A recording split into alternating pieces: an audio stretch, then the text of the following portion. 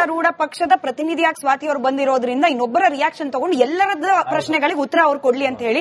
ಹಾಗಾಗಿ ಶ್ವೇತಾ ಅವರಿಗೆ with your permission Swati madam ನಾನು ಪ್ರಶ್ನೆ ಕೇಳ್ತಾ ಇದ್ದೀನಿ. ಶ್ವೇತಾ ಅವರೇ, ಮುಖ್ಯಮಂತ್ರಿಗಳು ಹೇಳಿದ್ದಾರೆ ನೋಡಿ ನೀರ್ ಜಾಸ್ತಿ ಬಂದಿದೆ, ಇದನ್ನ ಬಿಡ್ಲೇಬೇಕಾದ ಪರಿಸ್ಥಿತಿ ಇದೆ, ನಾವು ತಡಿತೀವಿ ಅಂತ ಹೇಳಿ ಕನ್ನಡ ಪರ ಸಂಘಟನೆಯವರು ರೈತರು ಹೋಗ್ಬಿಟ್ಟು ನೀರಿಗೆ ಅಡ್ಡ ನಿಲ್ಲಿಕ್ಕೆ ಸಾಧ್ಯ ಇಲ್ಲ, ಕೊಚ್ಕೊಂಡು ಹೋಗುತ್ತೆ, ಹಿಂಗಾಗಿ ನಿಮ್ ಪ್ರತಿಭಟನೆ ಹೋರಾಟ ಮಾಡೋದ್ರಲ್ಲಿ ಅರ್ಥ ಇಲ್ಲ ಅನ್ನೋ ರೀತಿಯಲ್ಲಿ ಡೈರೆಕ್ಟ್ ಆಗಿ ಹೇಳ್ಬಿಟ್ಟಿದ್ದಾರೆ ಅವರು. ಅಲ್ಲಿಗೆ 13ನೇ ತಾರೀಕು ಕರ್ನಾಟಕ ಬಂದು ಸರ್ಕಾರದ ವಿರುದ್ಧ ಧಿಕ್ಕಾರ, ಈ ನಿಲುವಲ್ಲಿ ಏನಾದ್ರೂ ಬದಲಾವಣೆ ಇದೆಯಾ ಅಂತ ಹೇಳಿ. ಇವಾಗ ಸರ್ಕಾರ ಇವಾಗ ಈ ಕ್ಷಣಕ್ಕೆ ಈ ನಿರ್ಧಾರವನ್ನ ಏನ್ ತಗೊಂಡಿದೆ, ಯಾಕೆ ನಮ್ಮ ಡ್ಯಾಮ್ಗಳಲ್ಲಿ ಹೆಚ್ಚುವರಿ ನೀರನ್ನ ನಾವು ಶೇಖರಣೆ ಮಾಡಿ ಇಟ್ಕೋಬಹುದಲ್ಲ?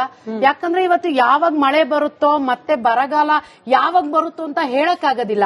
ಇವತ್ತು ಕಾವೇರಿ ನೀರು ನಿಯಂತ್ರಣ ಸಮಿತಿ ಹೇಳಿರುವಂತ ಆದೇಶವನ್ನ ನಮ್ಮ ಕಾವೇರಿ ನೀರು ನಿರ್ವಹಣಾ ಪ್ರಾಧಿಕಾರ ಏನು ಹೊರಡಿಸಿದೆ, ನಿಜಕ್ಕೂ ಮೇಡಮ್ ಇದು ಕನ್ನಡಿಗರ ಪಾಲಿಗೆ ಒಂದು ಮಲತಾಯಿ ಧೋರಣೆ ಅಂತಾನೆ ಹೇಳ್ಬೋದು.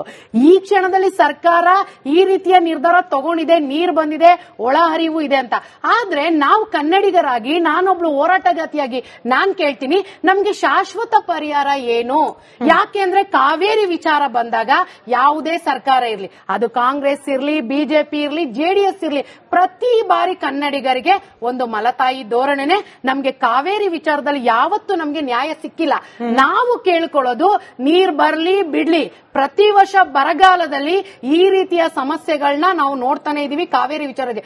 ಆದ್ರೆ ಸರ್ಕಾರಕ್ಕೆ ನಾನು ಇದನ್ನೆಲ್ಲ ಪಕ್ಕಕ್ಕಿಟ್ಟಿ ಕೇಳೋದಾದ್ರೆ, ಸರ್ಕಾರ ಇದೆಯಲ್ವಾ ಇವಾಗ, ಇದಕ್ಕೆ ಶಾಶ್ವತ ಪರಿಹಾರ ನೀವು ಈಗಲೇ ಯಾಕೆ ನೀವು ನೇಮಿಸಬಾರ್ದು? ಅದ್ರ ಬಗ್ಗೆ ನೀವ್ ಯಾಕೆ ಯೋಚನೆ ಮಾಡಬಾರ್ದು?